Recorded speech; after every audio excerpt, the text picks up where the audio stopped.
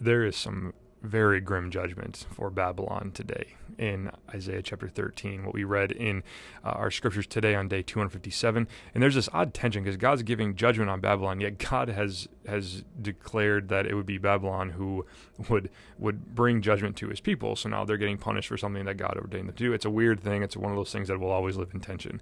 But then in chapter 14, what we see is the prophecy of the exiles of Israel returning back to their land. If you recall, there's this guy named Cyrus, king of Persia, who issues the decree for the Israelites to return.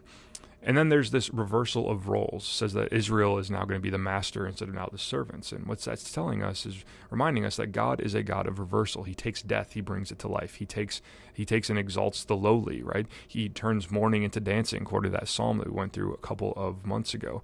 He takes simple things and makes them extraordinary. Things like simple water and bread and wine and words to make them deliver his promises. And that list could go on. But ultimately, what jumped out to me today is the phrase, the Lord will have compassion on Jacob and will again choose Israel.